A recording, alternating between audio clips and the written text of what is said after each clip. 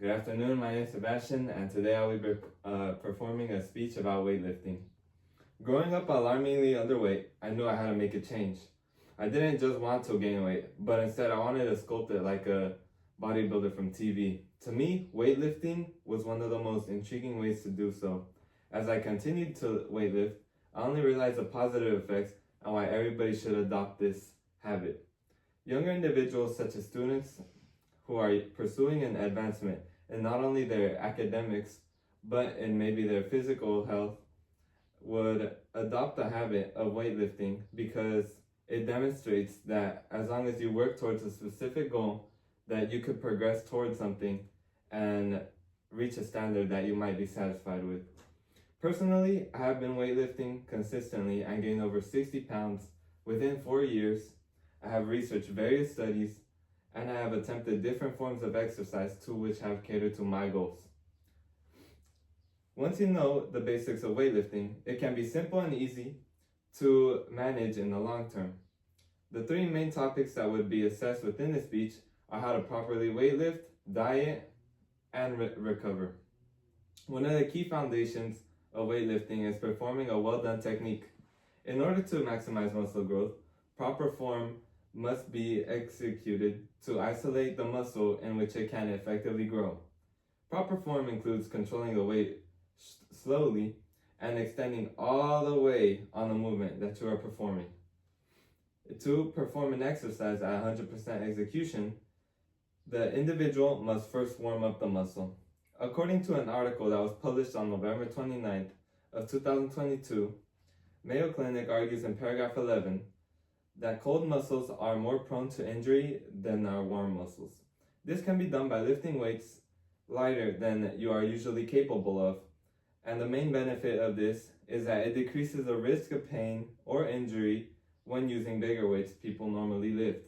Later on in your lifts, you can adjust to the volume and to the weights so you could increase it and properly do the weight that you should normally do.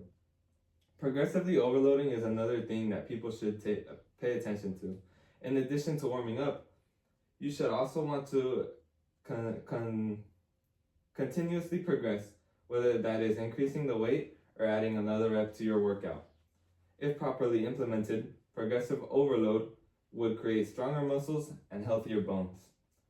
A study published on February 4th of 2023 from Ms. Walters of Fulcrum Fitness argues in paragraph 3, one long-term benefit of exercise is that it can help prevent bone loss. As a result, weightlifting and preventing injuries can fight against bone loss, which can help yield long-term muscle. This is significant towards college students because although they might be studying or working towards homework for unprecedented amounts of time, they could still find a way to stimulate their bones and muscles and stay healthy. In order to create a diet plan catered to muscle growth, prioritizing protein intake can help. Without protein, muscles would simply not be able to adjust to progressing. I'm making a speech. To progressing effectively over the long run, and as a result, not grow. Jeanette Restivo from Harvard Public Health published a study on December 1st of 2023, stating in paragraph 3, they are essential for growth and development, repair and build cells and tissues such as muscle, and play an important role in body processes such as blood clotting, fluid balance, and immune response.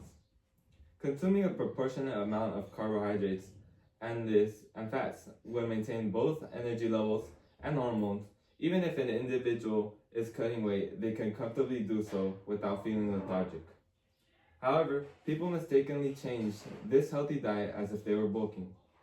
For example, the Village Health Plus Wellness Club argued in the article published in October 5th of 2023, in paragraph 14, just because you are gaining, you want to be eating filling foods, not junk food. High carbs and high protein are key macronutrients for your bulk. People tend to associate calories with higher amounts of muscle gained And although this can be true, it can also have a detrimental effects if you are not implementing this right and eating the right foods. Although fueling your muscles through diet and exercise may be perceived as enough to let them grow, it isn't all there is to weightlifting. Recovery is another important part of growing muscle. Sleeping for at least 7 to 8 hours a night is enough to fuel someone enough to function mentally and physically well. Without sleep, our days would all be a lot more time to get through, and especially combining no sleep with strenuous exercise will make our days a lot more challenging to get through. Even if you are not resting on a specific day, you still want to find other ways to promote recovery. Such actions include cardio to get the blood flowing all over your body, and also stretching, which can yield the same results. For example, Cleveland Clinic published an article on March 4th of 2025 stating in paragraph 15, over time regular cardio exercise allows your muscles to adapt to an increased workload, making regular activity seem easier. This clearly indicates that cardio may improve active recovery by promoting blood flow within your individual bodies. I myself did not think I would get so far, gaining over 60 healthy pounds within 4 years, by simply just following the 3 main steps of properly lifting, dieting, and recovering. However, when you dedicate a portion of your day into a skill, the results can become pretty undeniable. Although weightlifting can appear overwhelming at first, the results will, once you know the basics of weightlifting, it can be simple and easy to do in the long run. And doing so, I found inspiring bodybuilders to look up to. Chris Bumstead, a famous bodybuilder, once said, "Work so hard you want to quit, and be so hard that you never quit." And that is my speech. Thank you.